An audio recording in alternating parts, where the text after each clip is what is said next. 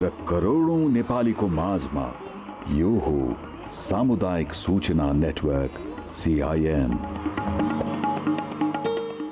सुन सुन दिदी बहिनी आमा बुबा दाजु भाइ सचेत भई बसम है यो सूचना सबैलाई। कोरोना भाइरस रोगको संक्रमणबाट बस्न र बचाउन घरमै बस्नका लागि हाम्रो अनुरोध।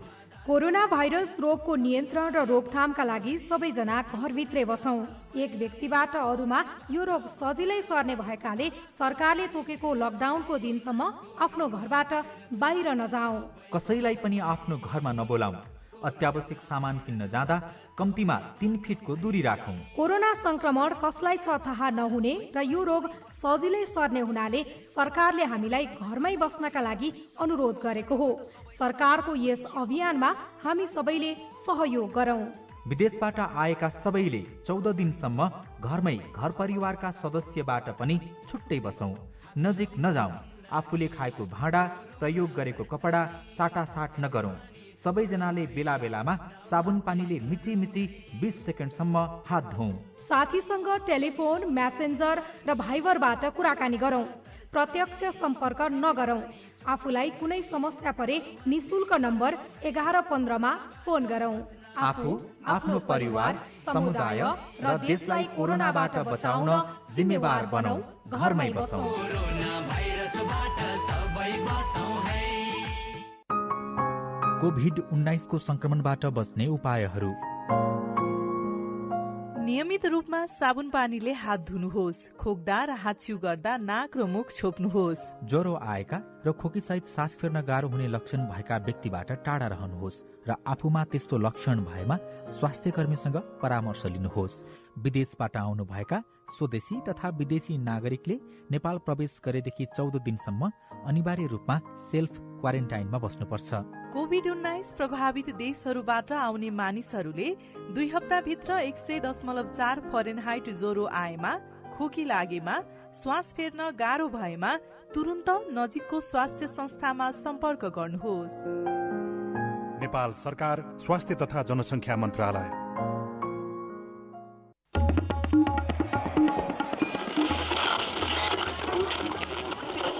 सयौं रेडियो, हजारौं रेडियो कर्मी र करोडौं नेपालीको माझमा यो हो सामुदायिक सूचना नेटवर्क CIN।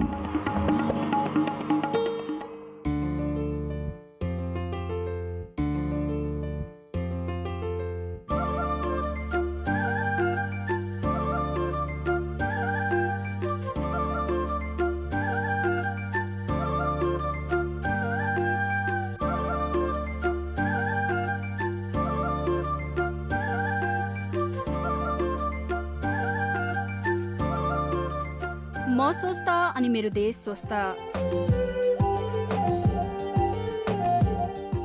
नमस्कार। नेपालमा नोभेल कोरोना भाइरसको संक्रमण र त्यससँग जोडिएको विशेष परिस्थिति केन्द्रित रहेर सामुदायिक रेडियो प्रसारक संघ अकुराबद्वारा सञ्चालित CIN को प्रस्तुति यो हो कार्यक्रम जीवन रक्षा। कार्यक्रम जीवन रक्षाको आजको अङ्क लिएर उपस्थित भएको छु म गीता चिमोरिया। प्रविधि कक्षबाट साथ दिँदै हुनुहुन्छ साथी सुनिल राज भारतले। UNDP-सँगको सहकार्यमा तयार पारिएको कार्यक्रममा हामी नेपालमा कोरोना भाइरसको संक्रमण जसका कारण पर्यटन क्षेत्र र व्यवसायमा परेको असरका बारेमा आज छलफल गर्दैछौं। तपाई पनि पर्यटन क्षेत्रमा आबद्ध हुनुहुन्छ र आफ्ना कुरा वा प्रश्न सुनाउन चाहनुहुन्छ भने हामीलाई सम्पर्क गर्न सक्नुहुनेछ। फोन गर्नका लागि हाम्रो फोन नम्बर हो 0152606661। साथै हाम्रो पैसा नलाग्ने टेलिफोन नम्बर 1660175757 मा पनि फोन गरेर तपाईले आफ्नो कुरा, आफ्नो समस्या वा गुनासो राख्न सक्नुहुनेछ। कुनै प्रश्न छन् भने पनि तपाईले आफूलाई आफ्नो प्रश्नहरू राख्न सक्नुहुनेछ। पर्यटन क्षेत्र र यो व्यवसायसँग सम्बन्धित रहेर आज हामी छलफल गर्नेछौं र तपाईले पनि त्यही विषयसँग सम्बन्धित रहेर नै कुराकानी राखिदिनुहोला। वा तपाई हाम्रो Facebook page community information network CIN मा पनि लेख्न सक्नुहुनेछ। अहिले हाम्रो कार्यक्रम तपाईले फेसबुक पेजमा पनि सुन्न सक्नुहुनेछ। हाम्रो ट्विटर ह्यान्डल @CIN साझा खबरमा पनि तपाई आफ्नो मनमा लागेको कुरा लेख्न सक्नुहुनेछ। यति बेला भने हाम्रो टेलिफोन सम्पर्कमा पर्यटन क्षेत्र र यसका कारण कोरोना भाइरसका कारण पर्यटन क्षेत्रमा परेको अप्ठ्यारोका विषयमा कुराकानी गर्नका लागि प्रेम घले टेलिफोन सम्पर्कमा हुनुहुन्छ। घले गाउँ पर्यटन व्यवस्थापन समितिका अध्यक्ष पनि हुनुहुन्छ। उहाँ विशेष त होमस्टेहरू प्रशस्तै हुन्छन् लमजुङमा, त्यहाँ कस्तो अप्ठ्यारो परिराखेको छ यो लामो समयदेखि लकडाउन र कोरोना भाइरसको संक्रमणका कारण भन्ने विषयमा हामी उहाँसँग सुरुवातमा कुराकानी गर्दैछौँ। यहाँलाई स्वागत छ सिआइएनमा। धन्यवाद छ। योभन्दा अगाडि पनि विशेष त घले गाउँको पर्यटन त्यसले त्यहाँका नागरिकलाई पुर्याएको आर्थिक फाइदाका विषयमा सिआइएनमा हामीले धेरै पटक रिपोर्टिङ गरेका थियौँ। तर अहिले लामो समयदेखि कोभिड-19 को संक्रमण छ र त्यसले गर्दा भएको लकडाउनले पर्यटन क्षेत्र सम्पूर्ण पर्यटन क्षेत्र अप्ठ्यारोमा पर्दा होमस्टेहरू पनि अप्ठ्यारोमा छन्। कस्तो अप्ठ्यारो भोगिराख्नु भएको छ यहाँहरूले भन्नेबाटै कुराकानी सुरु गरौँ। अब चाहिँ कस्तो अप्ठ्यारो छ भने हाम्रो पेसै नै यो हो अहिले। जस्तै अब नेपालकै अब धेरै जस्तो धेरै पर्यटन आउँछ घले गाउँको मान्छेहरू प्राय हामीले त्यसै नै यही भएको कारणले अहिले हामी पर्यटन नआउँदाखेरि हाम्रो मान्छेहरू चाहिँ काम छैन, हाम्रो मान्छेहरू बेरोजगार भएको छ, हाम्रो मान्छेहरू खानपिनमा चाहिँ खानेकुरामा हरेक कुरामा चाहिँ एकदम अप्ठ्यारो परिरहेको छ। हजुर, त्यहाँ यहाँहरूसँग केही तथ्याङ्कहरू पनि होला। सामान्यतया घले गाउँमा कति जति होमस्टेहरू थियो, कति नागरिक त्यहीँबाट आश्रित हुनुहुन्थ्यो र अहिले चाहिँ उहाँहरू के गर्दै हुनुहुन्छ? हाम्रो चाहिँ खास चाहिँ 39वटा होमस्टे हो। हजुर, 39वटा होमस्टे हामीले करिबन चाहिँ 300 जना चाहिँ मान्छे राख्न सकिन्थ्यो हामीले। हजुर, तर चाहिँ अहिले चाहिँ हाम्रो मान्छेहरू चाहिँ अब त्यहाँ होमस्टे गरी मात्रै होइन, त्यहाँ चाहिँ हाम्रो करिबन गुरुङ 80 घर छ। 80 घर गुरुङहरूमा चाहिँ 39 घरले होमस्टे गर्छ भने अरूले चाहिँ विभिन्न खालको कामहरू अब चाहिँ जस्तै अब सागसब्जीको कामहरू, तरकारी ल्याउने कामहरू, यी सबै मान्छेहरू हामी प्रभावित गर्छौँ। त्यहाँ अहिले सबै मान्छे ठप्प भएको छ, न तरकारी बिक्छ, न कोही काम बिक्छ, न केही बिक्छ। त्यस कारणले हामी कहाँ चियाबारी छ, त्यो चियाबारीलाई व्यवस्थित गरिरहेको छौँ र गाउँलेहरू त्यतिकै गाउँघरतिरको चाहिँ आफ्नो चाहिँ टुकसुटु भएका चाहिँ होमस्टेहरू चाहिँ सुधारी काम भइरहेको छ। अनि अरू चाहिँ आफ्नो चाहिँ व्यवस्थित ढङ्गले चाहिँ आफ्नो के अरे टोयलेटहरू यीहरू व्यवस्थित गर्ने काम भइरहेछ। र अहिले हामी चाहिँ पर्यटन लागेको कारण चाहिँ हामी होमस्टेहरू घले गाउँ मात्रै हो, अरू सबै होमस्टेहरू एकदमै अप्ठ्यारो परिरहेको छ। हजुर, अब अप्ठ्यारो पर्यटन व्यवसायमा अझै बढी परेको छ। सरकारले पर्यटन वर्ष घोषणा गरेर लाखौँ मान्छे भित्र्याउने योजना पनि बनाएको थियो, तर त्यो अब कोभिड-19 ले गर्दा प्रभावित भएको छ। तपाईँहरूको गुनासो, अप्ठ्यारो, आर्थिक रूपमा परेको समस्या र अब व्यवसाय नहुँदाखेरि मानिसहरू भइराखेको बेरोजगारीको विषयमा सरकारी पक्षहरूसँग कतिको कुराकानी हुन्छ? स्थानीय सरकारहरू के भन्छन्? प्रदेश र केन्द्रसँग चाहिँ यो विषयमा तपाईँहरूले कुराकानी गर्न पाउनु भएको छ कि छैन? अहिलेसम्म सरकारले हामीले केही नै भनेको छैन। अहिलेसम्म सरकारले चाहिँ अरूलाई राहतको कुरा गरेको छ, पर्यटन क्षेत्रमा राहतको कुरा पनि गर्नु भएको छैन। र हाम्रो माग के छ भने अरू होटलहरू चाहिँ भए पनि हाम्रो होमस्टेहरू त्यसै त्यो भएको हुनाले अब चाहिँ सरकारले हामीले राहत दिनुपर्छ भन्ने हाम्रो माग हो। र अहिलेसम्म सरकारले यो ग्रामीण पर्यटनको बारेमा केही कुरा बोलेको छैन।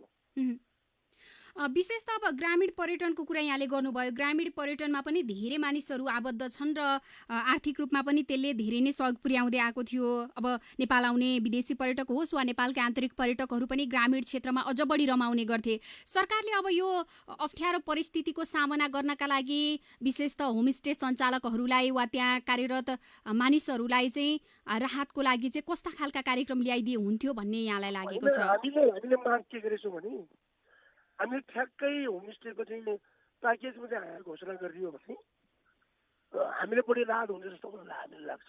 किनभने हामी निर्भरै त्यसै भएको हुनाले अब चाहिँ होमस्टे गर्ने मान्छेहरूले चाहिँ अब खाना धौधौ हुँदैछ। त्यस कारणले सरकारले हामीले प्याकेज पनि राहत दिनुपर्छ भन्ने हाम्रो माग हो। हजुर, अब अन्तिममा एक दिनमा होमस्टे सञ्चालन गर्ने एउटा परिवारले अहिले आर्थिक रूपमा कति घाटा बेहोर्नु परेको छ?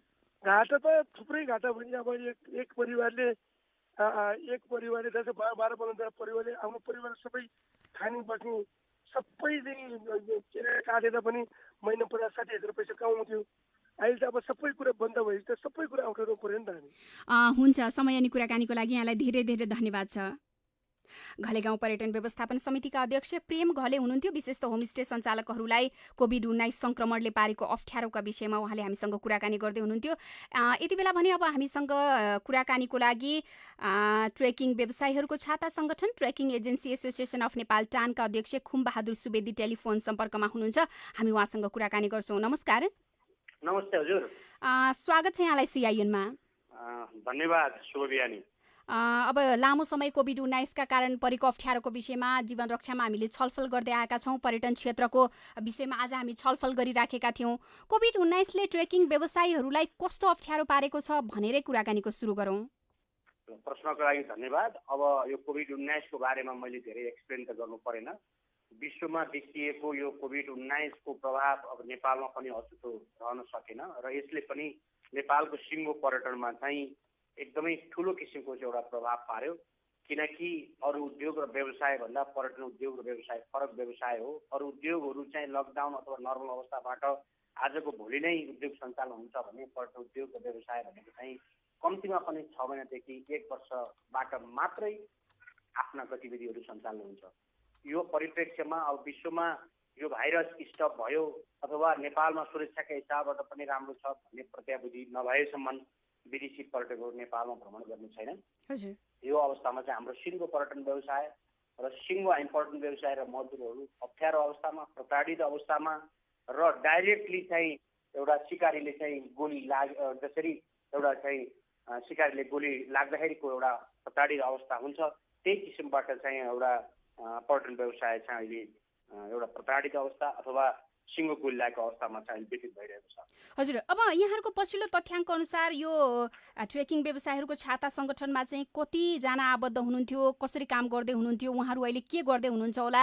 यहाँहरूले सम्पर्क गर्न, उहाँहरूसँग कुराकानी गर्न भ्याउनु भएको छ कि छैन? कस्तो छ अवस्था? होइन, डेफिनेटली पनि हामी करिब 1800 जति मेम्बर एजेन्सी छौँ। नेपालको एउटा सबभन्दा ठुलो पर्यटकीय संस्था पनि हो र पदयात्रा र पर्वतारोहणको अग्रणी संस्था र अन्तर्राष्ट्रिय रूपमा चाहिँ एउटा प्रभाव पार्न सकेको संस्था र सिङ्गो हामी मेम्बर एजेन्सीहरूसँग हाम्रो भलाकुसारी विभिन्न कुरामा चाहिँ आफ्ना किसिमको एउटा डिस्कसनहरू भइरहेको छ। यो अवस्थामा चाहिँ अब सिङ्गो हाम्रा मेम्बर एजेन्सीहरू अप्ठ्यारो अवस्थामा पर्नु स्वाभाविक नै हो। यो अर्थमा चाहिँ अहिले हामीले चाहिँ यो जुन अप्ठ्यारो अवस्थालाई चाहिँ अलिकति म्यानेज गर्नका लागि नेपाल सरकारसँग विशेष किसिमको हामीले अनुरोध गरेका छौँ। हजुर, यो अनुरोध तपाईँको मिडिया मार्फत अलिकति म पस्कन चाहन्छु। अब 1 वर्ष यो 2020 भरि हाम्रो कुनै पनि बिजनेस व्यवसाय हुने अवस्था छैन। यो सस्टेनको इयर हो। 2021 भनेको अलिकति रिभाइभ हुन सक्ला र 22मा चाहिँ टुरिज्म अलिकति नर्मल अवस्थामा फर्केला भन्ने हाम्रो एउटा प्रक्षेपण छ। यो अवस्थामा चाहिँ 2020 को जुन 1 वर्षीय कार्यकालमा चाहिँ हाम्रा सिजन सुरु हुन लागेको अवस्थामा चाहिँ जुन यो समस्याहरू हामीले चाहिँ यो झेल्दैछौँ, यो अवस्थामा चाहिँ नेपाल सरकारले चाहिँ कमसेकम हामीलाई एउटा अक्सिजनको वातावरण गर्नु पर्यो। जसरी बिरामी अन्तिम अवस्थामा एउटा अक्सिजनको आवश्यक पर्छ अथवा फर्स्ट एड मेडिसिनको आवश्यक पर्छ, त्यस्तै किसिमबाट चाहिँ हामीले एउटा अक्सिजन र फर्स्ट एड मेडिसिनको रूपमा नेपाल सरकारले एउटा पार्टनरको रूपमा अथवा एउटा गार्जियनको रूपमा हामीलाई हेर्नुपर्छ भन्ने माग गरेका छौँ। हजुर, सरकारी पक्षले यहाँहरूसँगको छलफलमा चाहिँ कस्तो कुरा राख्नु भएको छ? अब हाम्रो गार्जियन मन्त्रालय, स्पेसली पर्यटन मन्त्रालय, उहाँहरूले सकारात्मक कुरो राख्नु भएको छ। तर उहाँहरूले मात्र राखेर पनि भएन, अर्थ मन्त्रालयले पोजिटिभ हिसाबबाट हेर्नु पर्यो। नेपाल सरकारले छुट्टै यो टुरिज्मलाई छुट्टै आँखा, छुट्टै भाइब, छुट्टै स्पिरिटबाट हेर्न जरुरी छ। मैले अघि नै तपाईँलाई भनिसकेँ, अरू उद्योग र व्यवसाय जस्तो होइन। यसमा चाहिँ हामीलाई राहतका अथवा सहयोगका चाहिँ एउटा प्याकेजहरू चाहिँ अरू उद्योग र इन्डस्ट्री भन्दा चाहिँ फरक तरिकाले हेर्नुपर्छ भन्ने हामीले अनुरोध गरेका छौँ। हजुर, अब यो व्यवसायमा लागेको घाटा, भोग्नु परेको सङ्कट अझै लामो समय पर्यटन क्षेत्र अन्य क्षेत्र जस्तै छिटै चाहिँ फेरि ठिक ठाउँमा आइहाल्न सक्दैन भन्ने कुरा छँदैछ। त्यो सँगै यो ट्रेकिङ व्यवसायसँग सम्बन्धित रहेर काम गर्ने मजदुर व्यवसायीहरू अब यो लामो 55-56 दिनको लकडाउनमा उहाँहरू आफै चाहिँ कस्तो अवस्थामा हुनुहुन्छ, दैनिक जीविका गुजार्न उहाँहरूलाई कस्तो परिराखेको छ भन्ने विषयमा उहाँहरूको समस्या अप्ठ्यारोको विषयमा चाहिँ तपाईँहरूले बुझ्न भ्याउनु भएको छ कि छैन? होइन, डेफिनेटली यो हामीलाई जानकारी पनि छ र छलफल र बुझेको अवस्था पनि छ। अब अहिले सबै आफ्नो नर्मल तरिकाले एउटा बसिरहेको अवस्था हो। अब यो लकडाउन पछि चाहिँ यो विकराल अवस्था हुन सक्ने देखिया छ। यदि नेपाल सरकारले पर्यटन व्यवसायीलाई स्पेसली पदयात्रा पर्वतारोहणलाई हेर्न सकेन भने हाम्रा धेरै व्यवसायहरू भोलि विस्थापित हुनेछन्। व्यवसाय विस्थापित भएपछि डेफिनेटली पनि हाम्रा मजदुर साथीहरू विस्थापित हुनेछन्। उनीहरू एउटा अप्ठ्यारो अवस्थामा अब दैनिक रूपमा चाहिँ आफ्नो एक्सपेन्सेसहरू गर्दै बस्नु भएको छ होइन, सहजता छैन।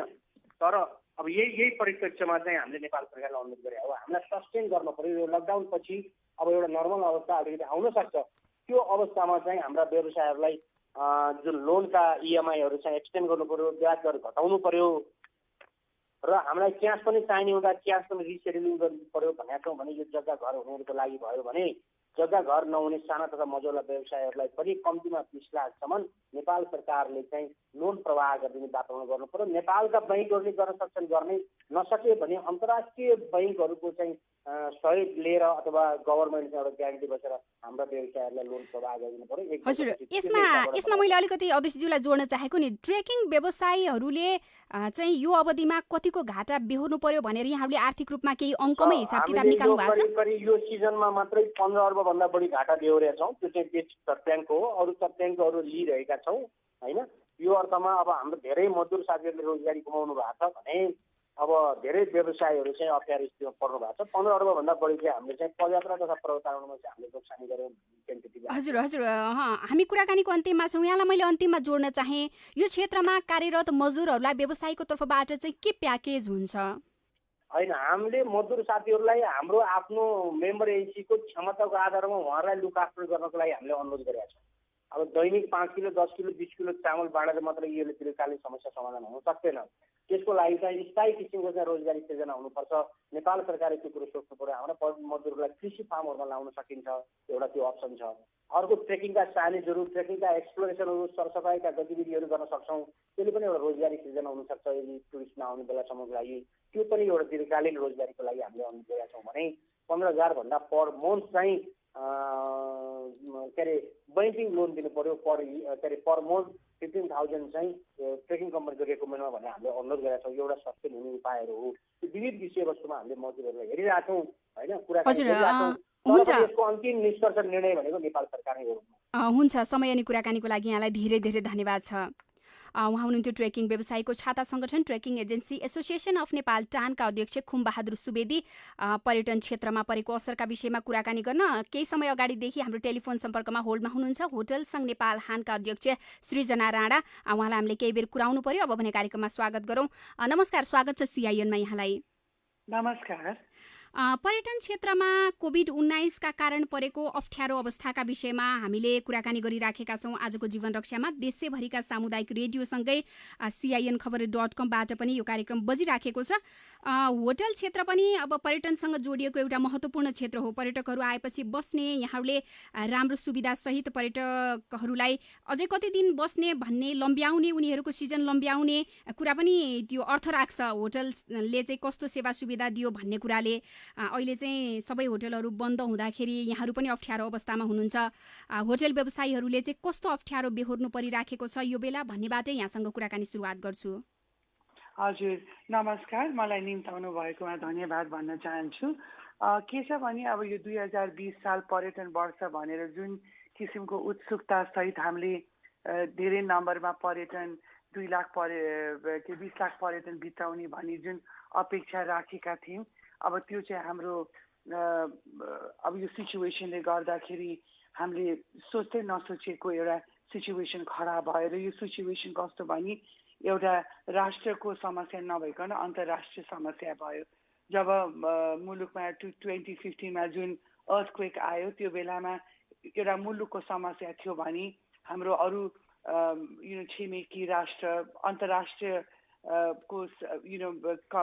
मुलुकहरूले हामीलाई जुन किसिममा हेल्प गरेर कसरी चाहिँ रिभाइभ गर्ने भन्ने सपोर्ट आयो, त्यो अहिलेको सिचुएसनमा आउने सिचुएसन छैन। र अहिले हेर्दाखेरि अन्तर्राष्ट्रियमा नै यसलाई चाहिँ रेड जोन, टुरिज्मलाई चाहिँ रेड जोन मानेको छ। यसलाई चाहिँ वर्ग नै अर्को छुट्याएको छ, किनभने जहाँ चाहिँ नि एयरलाइन्सको ठप्प छ र बोर्डर एरिया सिल गरेको छ भने पर्यटन आउने त सिचुएसनै छैन। हजुर, अध्यक्षज्यूलाई मैले जोड्न चाहेको नि, जस्तो अब यहाँ अध्यक्ष पनि हुनुहुन्छ हानको, होटल व्यवसायीहरू चाहिँ कस्तो अप्ठ्यारोमा छन् भनेर व्यवसायीहरूसँग यहाँले कतिको कुरा गर्न भ्याउनु भएको छ र व्यवसायीहरूको समस्याका विषयमा सरकारसँग चाहिँ यहाँहरूले कसरी छलफल गरिराख्नु भएको छ, के कुरा भइराखेको छ? हजुर, अब के छ भने होटल एसोसिएसनको अध्यक्षको नाताले मैले बारम्बार आफ्नो मेम्बर्सहरूलाई एउटा टेबलमा लिएर आएर छलफल गरेर के हो त समस्या हाम्रो भनेर त्यसलाई चाहिँ 3टा किसिममा मैले आइडेन्टिफाई गरेको छौँ। नयाँ होटेलहरू अहिले जुन सञ्चालनमा आयो उनीहरूको धेरै ठुलो लोनहरू छ, लोनको भार ठुलो छ, किनभने यो सिचुएसन आउला भनी थाहा थिएन, लगानी धेरै भयो होटेलमा। र अर्को चाहिँ नि पुरानो होटेलहरू जुन सञ्चालनमा छन् त्यसमा चाहिँ नि 45% उनीहरूको आम्दानी चाहिँ कर्मचारीको तलबमा जाने किसिमको बिजनेस छ हाम्रो। अब यो चाहिँ एक्चुअली राम्रो चाहिँ होइन, किनभने इकोनोमिकली चाहिँ 20% हुन पर्नेमा 45 छ हाम्रो। तर हाम्रो चाहिँ कस्तो छ भनेदेखि आफू पनि बाँचौँ कर्मचारीलाई पनि बचाउँ भन्ने किसिमको सोचाइले यो धेरै पुरानो होटेलहरू चलिरहेको भएर उनीहरूलाई चाहिँ कर्मचारीलाई कसरी अब हेल्प गर्ने, अब तलब कसरी मिलाउने भन्ने त्यो समस्या छ भने साना होटेलहरूले चाहिँ घर जग्गा लिजमा लिएर चलाउँछ। अब त्यो चलाउने पैसा नहुँदाखेरि त्यो लिज कसरी तिर्ने, सो यो 3टा किसिमको समस्या छ। हजुर अध्यक्षज्यूलाई मैले एकैछिन रोक्न चाहे, यहाँसँगको कुराकानी म अगाडि बढाउँछु। लामो समयदेखि एकजना श्रोता होल्डमा हुनुहुन्छ, उहाँको कुरा सुनौँ। उहाँ आफ्नो केही कुरा राख्न खोज्दै हुनुहुन्छ, त्यसपछि हामी उहाँलाई बिदा गरेर फेरि कुराकानीलाई अगाडि बढाउँछौँ। नमस्कार। नमस्कार। कहाँबाट को बोल्दै हुनुहुन्छ? तपाईँले के कुरा राख्न खोज्नुभयो छोटोमा राखिदिनुहोस्। कर्णाली प्रदेश सल्यान जिल्ला शारदा नगरपालिका 2 नम्बर वडा खलङ्गाबाट सुखदेव विश्वकर्मा बोल्दैछु। हजुर तपाईँको के कुरा हो, तपाईँले राख्न सक्नुहुन्छ? यसो छ, यो पर्यटन क्षेत्रको जो नेपालमा अहिले पनि पुरानै कानुन बमोजिम चाहिँ चलिराखेको देखिन्छ होइन। हजुर यसमा कुनै संशोधन भएको देखिँदैन र संशोधन गर्ने कुरामा के देखिन्छ भने आवश्यकता है। म पोइन्टमै कुरा गरेँ तपाईँलाई। यो स्थानीय स्तरमा पनि स्थानीय निकाय स्थानीय जो सरकारहरू छ यी स्थानीय निकायमा सजिलैसँग दर्ता गरेर काम गर्ने प्रक्रियालाई चाहिँ सरकारले संशोधन गरेर अगाडि बढाइदियो भने निकै राम्रो हुन्थ्यो। अहिले हामीलाई मेरो हकमा पनि त्यही समस्या भएको छ। अहिले चाहिँ यहाँ पर्यटन क्षेत्रमा काम गर्नु पर्यो भने अब कम्पनी कार्यालयमै गएर दर्ता गर्नुपर्ने। अब कम्पनी कार्यालयको फेरि कस्तो छ भने धेरै खालको चाहिँ ब्याङ्क ग्यारेन्टी दिनुपर्ने, अनि प्रदेश सरकारलाई त्यो दर्ता गरे बाबत थुप्रो पैसा बुझाउनु पर्ने, यस्तो खालको प्रक्रियाबाट गर्न चाहने मान्छेलाई त अब अलिक गाह्रो छ। अब पैसा हुने मान्छेले त सजिलैसँग यसलाई गर्ला, तर चाहिँ ग्रामीण क्षेत्रको पर्यटन क्षेत्रलाई माथि उठाउनको निम्ति पहिला त चाहिँ नेपाल सरकारले यो कार्यविधि नै संशोधन गर्न बहुत जरुरी चाहिँ छ। हजुर हुन्छ, यहाँले नीतिगत विषय उठाउनु भयो, यहाँलाई धेरै धेरै धन्यवाद छ। हामीले यो पर्यटनसँग सम्बन्धित रहेर कार्यक्रम जीवन रक्षालाई 2 चरणमा छलफल गर्छौँ। आज हामी पर्यटन क्षेत्रलाई व्यवसाय बनाएर काम गरिरहनु भएका व्यक्तिहरूसँग छलफल गरिराखेका छौँ भने भोलि पर्यटन मन्त्रीसँग चाहिँ हामी नीतिगत छलफलका विषयमा कुराकानी गर्नेछौँ। तपाईँले निकै महत्त्वपूर्ण विषय उठाउनु भएको छ ग्रामीण पर्यटनसँग सम्बन्धित रहेर। यो विषय हामी सायद भोलि छलफल गर्न सक्छौँ, नीतिगत रूपमा कसरी परिवर्तन गर्न सकिन्छ भनेर। हामीसँग टेलिफोनमा हानका अध्यक्ष सृजना राणा हुनुहुन्छ, हामी उहाँसँग कुराकानी गरिराखेका छौँ। अध्यक्षज्यूलाई मैले जोड्न चाहेको नि, जस्तो होटेल व्यवसायसँग सम्बन्धित रहेर कति मानिसहरू नेपालमा यो पर्यटनसँग जोडिराख्नु भएको थियो, अब आर्थिक रूपमा अङ्कमै हिसाब गरेर यहाँहरूले घाटा निकाल्नु भएको छ कि छैन अहिलेसम्म कोभिड-19 का कारण, के छ अवस्था? अब कस्तो एउटा तपाईँलाई म के जानकारी दिन्छु भनेदेखि त हामीले एउटा रिसर्च गर्दा के देखिन्छ भने एउटा पर्यटन नेपालमा भित्रिँदाखेरि झन्डै 10 जनाले त्यसको बेनिफिट पाउँदो रहेछ। अब ट्याक्सी ड्राइभरदेखि लिएर अब तरकारी सप्लायरदेखि लिएर धेरै कुराले गर्दा। सो यो इन्डस्ट्री नेपालको लागि कति इम्पोर्टेन्ट छ, जसले 7% GDP-मा अर्थतन्त्रलाई टेवा दिन्छ होइन। सो त्यो भनेपछि त तपाईँले बुझ्नुहुन्छ कि यो अहिलेको सिचुएसनमा के छ। हामीले मात्रै होइन, अब हामीसँग जोडिएको फुड सप्लाईदेखि लिएर सबैलाई मर्का परेको छ। अब घाटा भन्ने हो भनेदेखि अहिले हेर्दाखेरि हामीलाई झन्डै 1 महिनामा 1,800,000,000 मन्थली घाटा देखिरहेको छ। अब गभर्मेन्टसँग तपाईँले अघि सोध्नुभयो के छ त तपाईँहरूको अपेक्षा, कसरी गभर्मेन्टलाई हामीलाई के चाहिन्छ त सहयोग भनेर भन्दा मैले यसलाई चाहिँ 2टामा विभाजन गरेको छु। अहिलेको सिचुएसन सर्भाइभल सिचुएसन भयो, अब यसलाई यो अलिकति एउटा चाहिँ कन्ट्रोल सिचुएसनमा आएपछि त्यसलाई रिभाइभल भन्छ। सो रिभाइभलको त स्थिति अहिले छँदै छैन होइन। सो सर्भाइभलकोमै जाँदाखेरि अहिले तपाईँलाई मैले भनि पनि सकेँ, होटेल व्यवसायीहरू 3 किसिममा उहाँहरूलाई इस्यु परेको छ भने हामीले गभर्मेन्टसँग के माग्यौँ त भनेर भन्दाखेरि हामीले नेपाल टुरिज्म बोर्ड हो, हाम्रो अर्को बडी जहाँ चाहिँ सबै एसोसिएसनहरूलाई समेटेर नेपाल टुरिज्म बोर्डले चाहिँ नि हाम्रो इस्युहरू अध्ययन गरेर स्टेटिस्टिक निकालेर अहिलेको नयाँ सिओले पनि धेरै अध्ययन गरिकन, किनभने हाम्रो एउटा प्रब्लम के थियो भने जब प्रब्लम हुन्छ हाम्रो स्टेटिस्टिक कहिले पनि ठाउँमा हुँदैन। गभर्मेन्टको यो कमजोरी देखेँ मैले, कहिले पनि चाहेको बेलामा के हो त तथ्याङ्कको कहिले पनि ननिकाल्न सक्ने भएको भएर पनि हाम्रो अलिकति समय तथ्याङ्क निकाल्न पछि गएर एनटिपीको सिओले सबै तथ्याङ्क निकाल्नु भएर अब हामीले दुईटा कुरामा भाग गरेका दुईटा कुरामा हामीले गभर्मेन्टसँग पहल गरेका छौँ। एउटा चाहिँ हामीले के भनेका छौँ भने जब रिटेन्सन फन्ड। अब जब चैत महिनामा गभर्मेन्टले पुरै तलब कर्मचारीहरूलाई दिनु भन्ने किसिमको हामीलाई आयो के अरे आदेश आयो, हामीले भन्यौँ यो बेला दिनै पर्छ, किनभने 1 महिनाको तलब जब मान्छेहरू प्रिपेयर नै थिएन त्यो बेलामा चाहिँ एउटा मानविकताको हैसियतले पनि। हजुर, यसमा यहाँले जोड्नु भएको कुरामा मैले एउटा छोटो जोडिहालेँ नि। जस्तो यहाँहरूले अब मजदुरहरूलाई 6 महिनाको लागि बिदा दिनुभएको छ, असोजसम्मै चाहिँ अब होटलहरू खुल्न सक्ने सम्भावना छैन भनेर।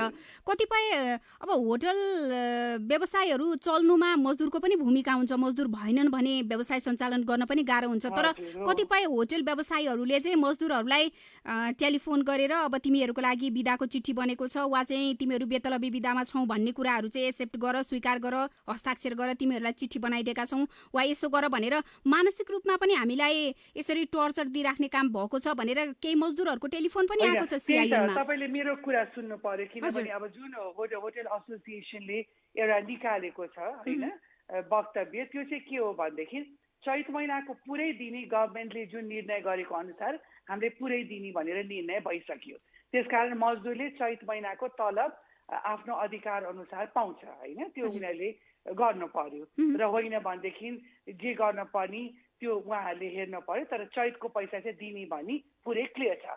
अब आयो के छ भनेदेखि वैशाख महिनाको पनि 50% दिनु, 50% लोन तिर्नु भनेपछि त्यो पनि 100% भयो।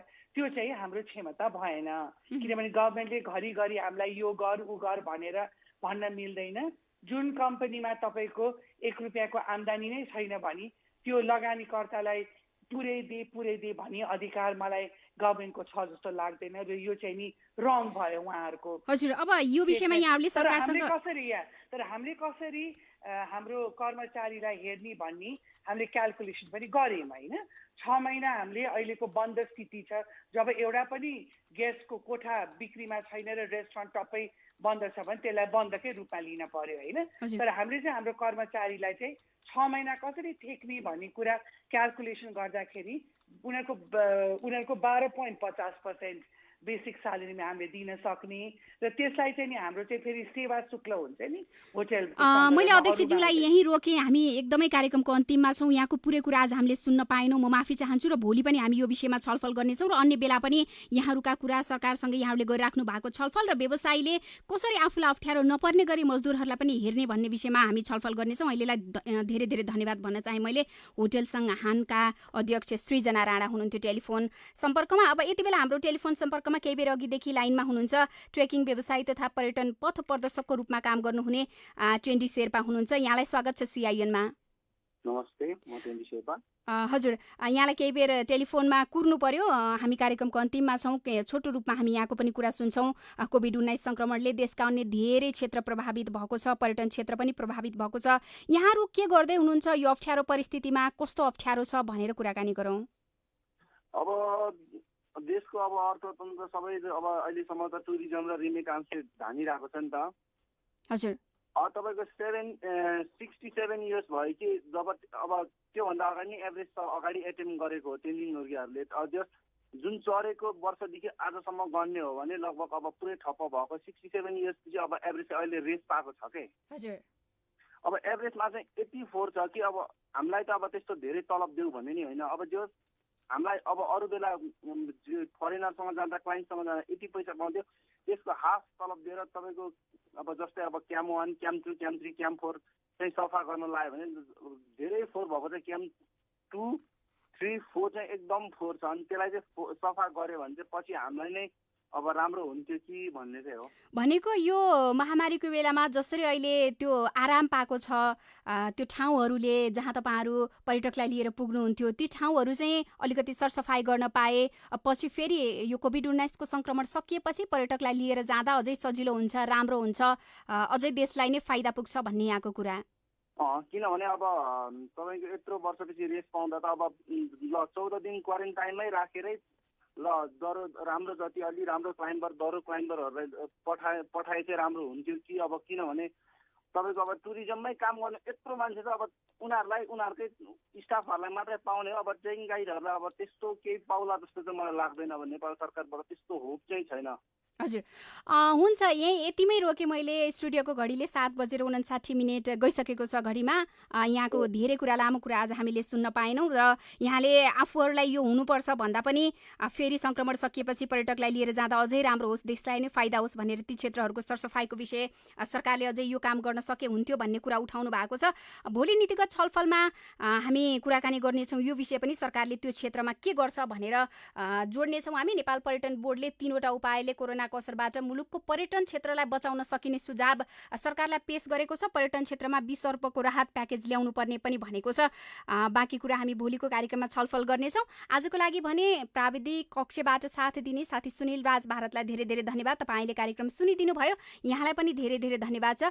साथी सोभिता रिसालसँगै म गीता चिमौरिया बिदा भएँ। नमस्कार।